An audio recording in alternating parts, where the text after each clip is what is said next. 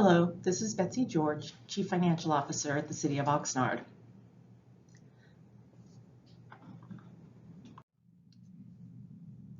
The agenda item on the January 17th Council meeting is a receive and file report that is meant to enable discussion regarding the city's ability to issue general fund debt in order to fund infrastructure improvements, major projects, and other capital needs.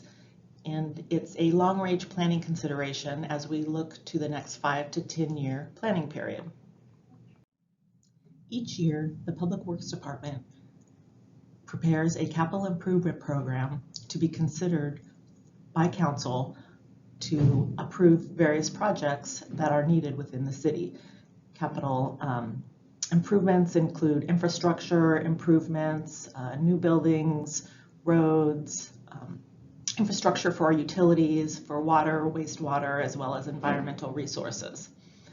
This report is meant to address general fund only, not the other funds.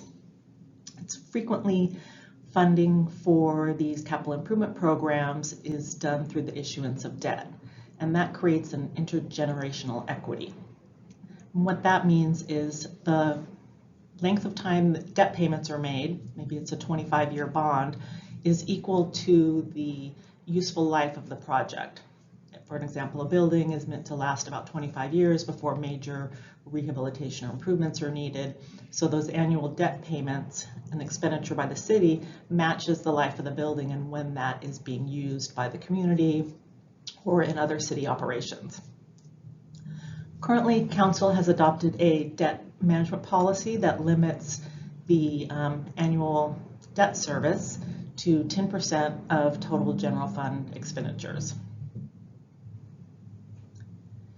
The fiscal year 22-23 budget included in its 5-year forecast several projects that are on the horizon for the city.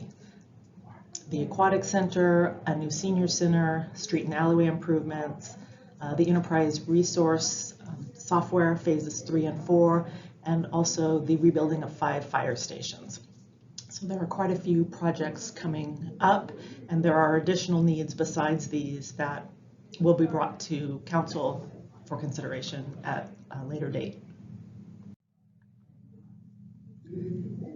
And probably goes without saying that the city does not have unlimited resources, unlimited funds to afford all of the projects that are needed and the infrastructure and improvements that are needed within the city. So there are several areas to consider.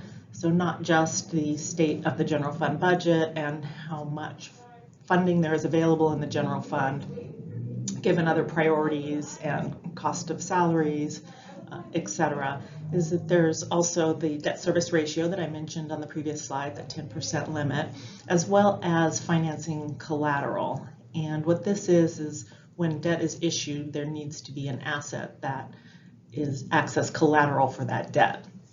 And there is a limited amount of collateral within the city. There are other options for issuing debt without using collateral.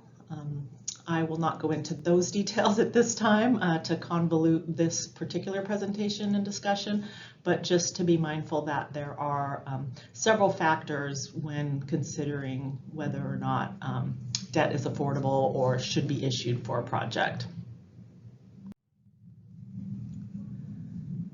So in summary, we just want to make sure that we're considering in all of our long-range forecasts our infrastructure needs, council priorities.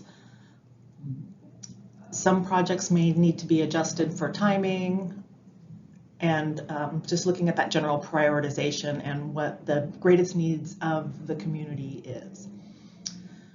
We will be including a 10-year forecast in the fiscal year 23-24 budget. We have presented those before to council, but in the adopted budget book, we typically put a 5-year forecast in.